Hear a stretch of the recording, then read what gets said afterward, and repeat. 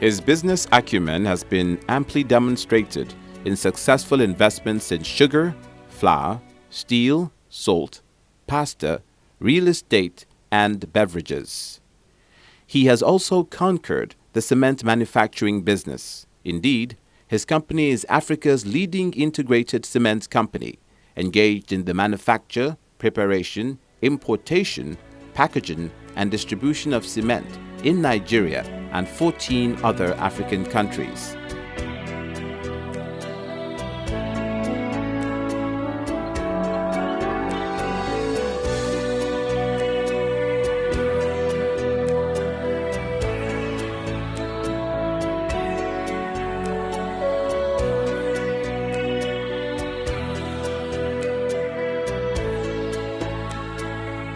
The current total production capacity in Nigeria from its 3 existing cement plants is 20 to 25 mmtpa. It is also the biggest quoted company in West Africa and the only Nigerian company on the Forbes Global 2000 companies, with almost $14 billion market capitalization in the Nigeria Stock Exchange. Without doubt, therefore, Alhaji Aliko Dangote is success personified. What gives me joy is how many people I've actually helped through job creation, through doing so many things, and in future I want to make sure that Nigeria is self-sufficient in rail lines, in power, in a lot of things. 3 years ago, the Dangote Group, which focuses on provision of local, value-added production and services that meets the needs of the African population, approached the Central Bank of Nigeria to indicate interest to invest in refining crude oil so as to facilitate the production of petrochemicals, fertilizer, and fuel.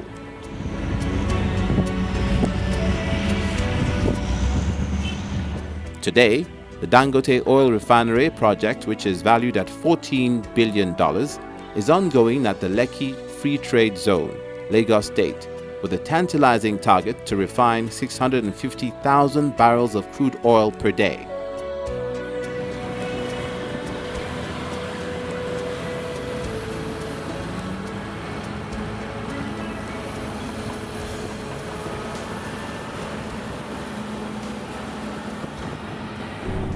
The area of the refinery, that is area of the refinery plot is 2,135 hectares. It has various process units and then dispatch facilities. It has its own captive power plant, sulfur dispatch facilities. It has a flare unit. It is a self-sufficient refinery that produces the power within the refinery, whatever is the power consumption required. This refinery will produce gasoline, diesel, aviation fuel, household kerosene, slurry as raw material for carbon black, as well as 2.8 million metric tons per annum of urea and ammonia. A combined refining capacity of Nigeria's 3 refineries comprising Port Harcourt, Kaduna, and Warri is put at 445,000 barrels per day. In the recent past, it has produced about 6 million liters daily for premium Moto spirit. When completed, this refinery will refine 650,000 barrels per day with yields of 55.2 million liters of PMS, 3.4 million liters of diesel, the high-end Euro 5, and 8.8 million liters of aviation jet fuel daily.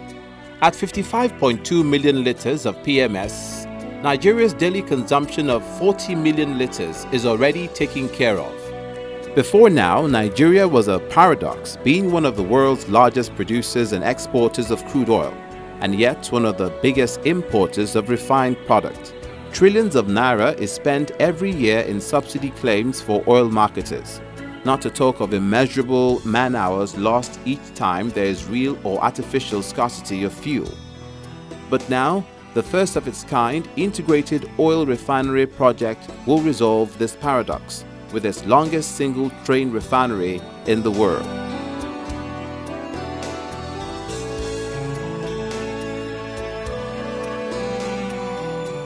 In Dangote Group, we like challenging things and we like to make sure that we do things where we'll make our country proud and also self-sufficient.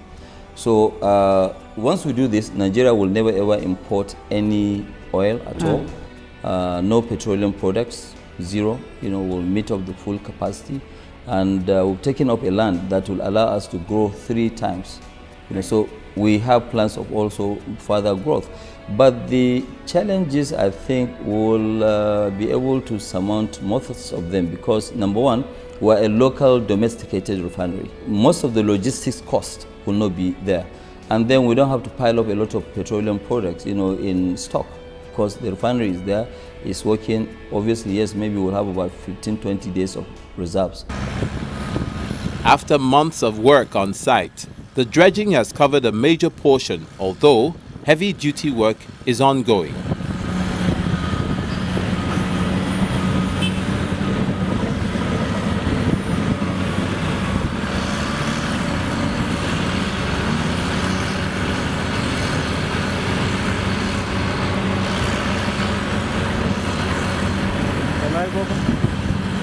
The activities and spillover have also been well thought out, and a smooth supply and distribution system is what will be obtained here.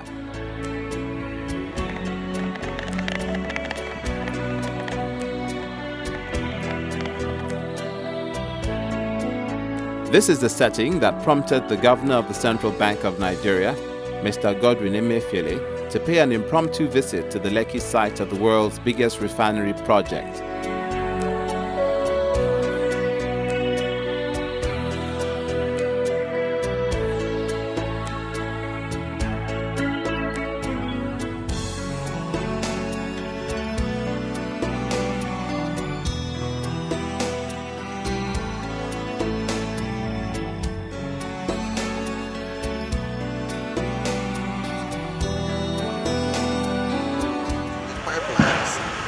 Is gas and No. So we're going to No.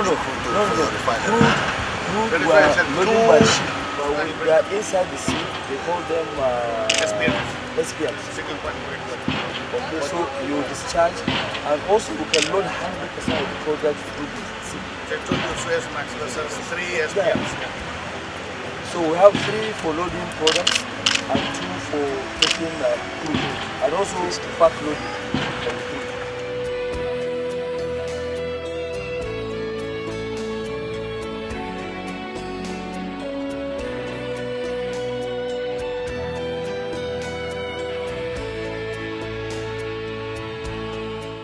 The visit, which was like the gathering of eagles, afforded the CBN helmsman the opportunity to jaw with Africa's greatest entrepreneur of all times on the critical need for a foreign exchange portfolio that will aid the importation of critically needed equipment. Interest charges, handling charges, which you pay foreign companies, demurrage. So all this, because for example, now if he needs maybe now he'll go and buy 1 ship. That's what he does. He'll go and buy 35,000 tons. He doesn't have to buy. He will just say, okay, finally, every day give me 3,000 tons. So you don't need all the storage, all the other shit. His bank will issue us SBLC. And every day, supply at the end of the month. We even give him credit at the end of the month. So we too, we create also with our own bankers will now be paying on our behalf to NNPC for relief. So all the transactions, instead of being abroad, so the banks will make money instead of taking the business out there. Shipping companies will not collect also those $30,000 per ton. That they do when they don't come up. Which now, because Central Bank will open LC, those guys, they will collect their own. And that's and 26 also keep naira the per business. litre. And that's 26 Naira per litre. Because see, this one is how they come. It's a precast driven pipe. It's a precast, everything.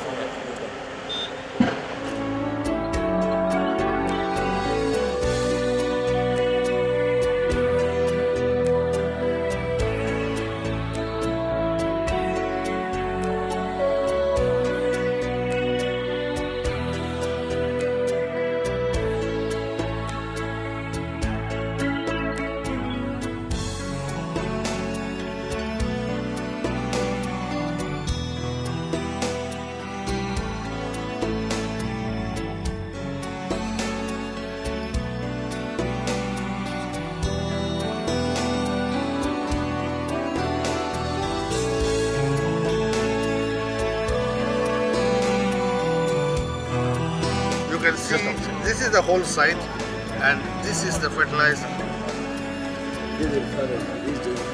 Okay, this is just the fertilizer area. So now you have the whole site.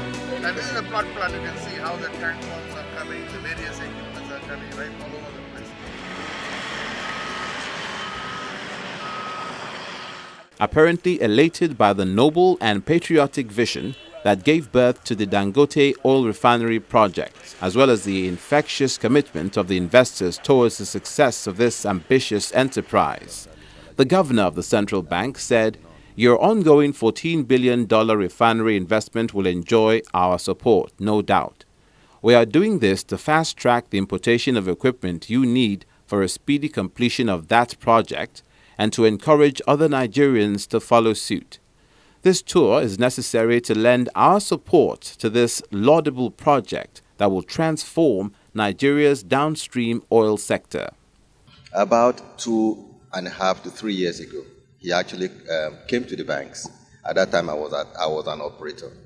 And he said he wanted to go into fertilizer, petrochemical, as well as refinery business. We started with the fertilizer side of it. But today, these three projects are being, we're costing them at almost about $14 billion, out of which he is contributing 50%. $14 billion, about 2.8 trillion naira. And I think we must congratulate a man like Aliko Dangote for this very laudable. Why have I come here? I have come here to see, and then so I can also tell Nigerians that we need more. We need to support and give support to people like Aliko Dangote for what they are doing for Nigeria. This is a time when we are talking about diversifying our economy away from oil. Fertilizer, the output from fertilizer is ammonia and urea. The output from the petrochemical is polypropylene and polyethylene. The output from the refinery are the various final products for the petroleum products. These are products that we today import into the country.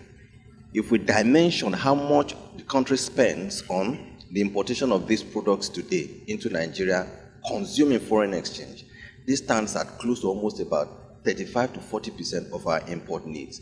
So you can imagine what would happen to the savings in foreign exchange by the time the fertilizer is completed in 2017, and by the time the petrochemical and refinery project is completed during the early part of 2018.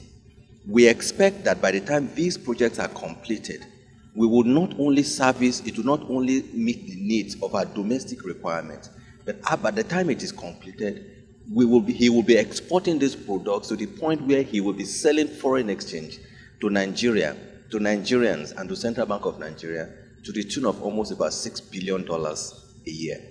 That is the kind of project that we think we should support.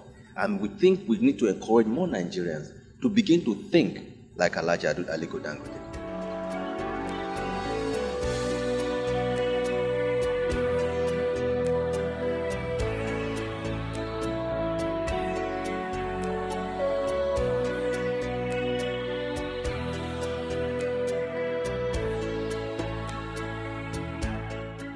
At it, the industrialization, once you go through the pain, then it pays.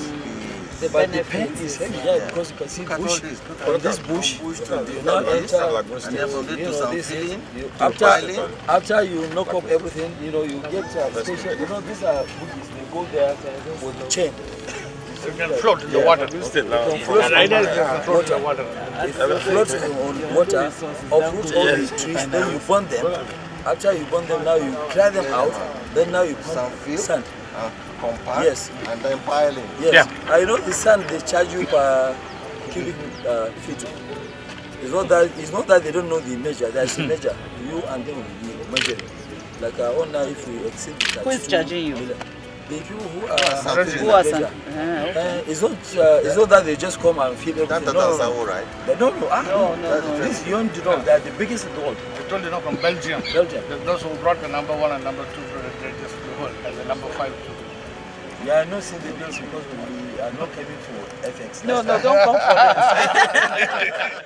We cornered two key officials of the Dangote Group to have a grasp of the driving force behind this incredible investment in sub-Saharan Africa. It's the largest single-line refinery project going on in the entire world today, and entirely being funded by a Nigerian company in our own great country here, the largest in the whole world, 6,500 barrels per day. It's not only a refinery, but you saw simultaneously we're building a fertilizer plant, and it will also be a petrochemical complex to be integrated. The timing of this project could not be better, coming with a new government who clearly have come with a message that Nigerians all have to wake up to a reality check.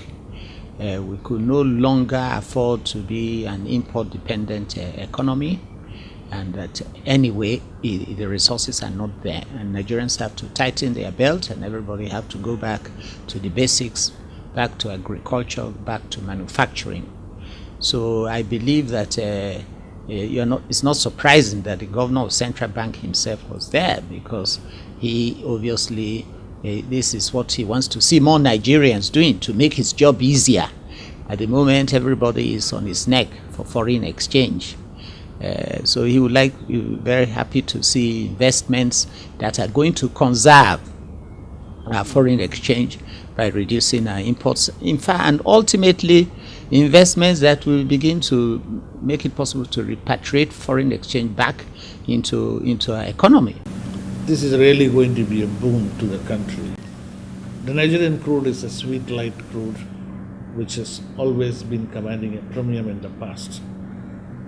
But one of the reasons why the oil prices have been going down is Saudi Arabia wanted to ensure that they retain the market share, because the Americans, especially the shale oil, they have been developing it very fast. Their shale oil production and the output has been increasing fast. And all the oil which comes out of that is shale gas and what they call an LTO, light tight oil, which is also very light, and it's a sweet crude. And if you see the exports from Nigeria to US, it has completely collapsed. It was one of our biggest markets. Now the export to US has collapsed, and the country has been even struggling to get importers for the light oil. The US has a lot of refineries designed to handle light oil. In most of the other parts of the world, to maximize the profits, they started going for heavier, dirtier, high sulfur crude, because they were all available cheap. So the refineries were designed to handle that so they could maximize the profits. So now when our primary market collapsed, we have been struggling to get enough demand to export this crude. And that is why if you see the Nigerian crude, even the prices have been coming down. So we are looking for a market now instead of commanding a premium, and for our commodity, which is the oil, and we are still continuing to import the finished product. So this refinery will answer all the problems. Skills, market focus, management orientation will clearly differentiate Dangote Refinery from the pack. We recognize that in every situation where there are opportunities, there will be challenges. Our goal is to say, can we address and sort of circumvent or clear and deal with these challenges? And government policy is one area of challenge. If the policies are not right, you're going to have a problem. But these are risks of the business that we're willing to take.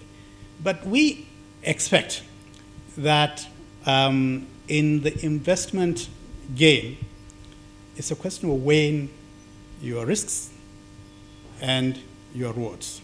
We believe that despite the poor policy environment, we are willing to risk this investment because we believe that the rewards that come afterwards will be more than sufficient to justify the risk we're taking. The growth potential and trajectory impact is immeasurable. Everyone is waiting. The whole state, Lagos, is also positioning itself to be a part of history. He has chosen this day to do his activities, and it's for us as a government to make sure, We give him all the support you can get. But what is very important is that Dangote is not going into upstream exploration in Lagos. Rather, it's in refinery and petrochemical. That's substantially midstream and downstream. Yeah, we're not competing. What Ibile will be doing is to go and look for the gas and bring it from under the soil so that we can service Dangote in the long run. So Dangote's intervention alone is going to change the entire economy of the Lagos East, as we see it today.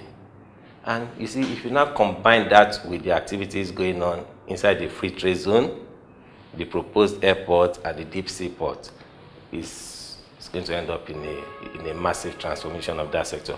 But that is not only the benefit that Lagos will get. You see, if you see the impact of tank farms in Apapa with respect to all the trailers coming from all over the nation and massing inside the Apapa, it has almost collapsed the economy of Apapa. And that is not going to be sustained. And that is happening because we are bringing all the petroleum products that we are using in the country from outside. So if Dangote can produce from here, then there will be no motivation to keep building more tank farms in Apapa. And I think what I see is a lot of them will now be fading away gradually, and then you see our economy coming back again. So for us, it's going to be multiple benefits to the states in terms of income, in terms of GDP, in terms of employment, in terms of helping us to resolve the Apapa economic challenge, in terms of traffic. Because the architecture there, as it's going on now, a lot of impact assessments are being tidied up with respect to transportation impact assessment, environmental impact assessment, because we don't want what happened in Apapa to also happen in Ibeju, Lekki on account of Dangote's activities. And mind you, that place is not within town. So if there are vehicles coming in to take the products and take to other parts of the country, you just pass along the Ekpe corridor, and then you are in Ogun State, and you can go to Ore, you can go to the northern part of Nigeria. Unlike if you were in Apapa, you still have to pass through the Lagos Island, the Lagos mainland, Oshodi, until you get out of town. The impact of the Dangote oil refinery project on the Nigerian economy will be both massive and monumental. Well, the impact will be heavy, to start with. First of all, there won't be any shortage anymore. And then, money will not be tied down. You don't have to go and import 3-4 months stock because, we have the refinery is working. We have massive storage. Which I think it is, it will, assist in the supply chain. There's something that which people don't normally, if you go around, most of outside Lagos or Ogun, majority of the filling stations, you see that yes, there's filling station, but there's no activity. Actually, I didn't know this until when we were driving in Kaduna with Bill Gates. In January, and he said that this is the only country that he has seen filling station that is not working. You see that yes, there is a filling station, there are people there, but no fuel. This will not happen. Anybody who opens a filling station will have something to sell. So can you imagine the thousands of filling stations that we have? Even if there are only 5 people each, it's massive number of jobs that will create, because we'll make the product available. You don't have to buy what you don't need. You only buy when you need it. So it is going to open the market dramatically. The economic activities that we're going to create will be enormous. And then you have the polypropylene, polyethylene, then you have aviation fuel, you have kerosene, you have a bit of low-fuel oil, you have gasoline, which is PMS, and then you have diesel. And the HGO that you're going to have is not the normal one that we're importing today. The one we're importing today is Euro 3. But we are starting from what is just been introduced today in Europe, which is Euro 5. It's the highest high end. So all these vehicles that are, buying bad diesel, putting into their vehicles, having a knocked engine, it's just not going to happen. So it will create a lot of economic value. Let me give you an example. During construction alone, we are going to have 42,000 workers at least. So it's an enormous, giant stride that we're making. I mean, we're investing in one single location now. It's going to get up to about $14 billion. The refinery, the petrochemical, the fertilizer. And then Lagos will really become an industrial hub, because what we are investing, if you add the entire industries in Nigeria, they are not up to what we are putting up there. So it's a massive expansion. I mean, you look at the size of the land. The size of our land there is 5 times the Eco-Atlantic. 5 times. So it's huge. Never before has a single individual company employed hundreds of thousands of people directly or indirectly. Never before has one single investment affected the economy, not only of a nation, but more so the economy of a continent like this. Millions of families across Africa will depend not only on this refinery, but also on hundreds of companies that will hook up to this octopus. This is going to be unique in the sense that there is no refinery existing in the world today of this size. You can look at, there are big refinery complexes. There are complexes in Singapore. The largest refinery complex today is in India. It's a Reliance refinery. But they have multiple trains of refineries, which they have been building over the years. But there is no single train of this capacity existing. So all the equipment, their sizing, they are all unique. We have to design equipment which has never been designed in the past. So it's a matter of pride for the country to even to claim that we have the largest petroleum refinery in the world. It's a unique refinery. Number 2, it has a wider range of capacity. It can not only handle Nigerian crude, it can handle all the African crude and also certain varieties of Arabian crude. So it has the capability to process a wider range of products. Number 3, the refinery also has a capacity to produce the best quality in the world. That is a Euro 5 grade of fuel. And our refinery is already designed to meet Euro 5 quality.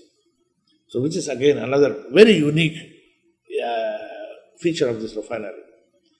And another feature of this refinery is the refinery is designed to extract the best out of the crude oil. Because there are refineries and refineries. Because you see, you have crude oil you are feeding in, you take some value addition and get the outputs. So this refinery is designed to take up to the last juice out of the crude oil. So it will maximize the value. It will maximize the revenue generation and maximize the value of the crude. So this is another very unique feature for this refinery. And this is going to be one of the most sophisticated refineries in the world, the way we have designed. In December 2017, the Dangote Oil Refinery project will come on stream. May God keep us all alive to see that beautiful day.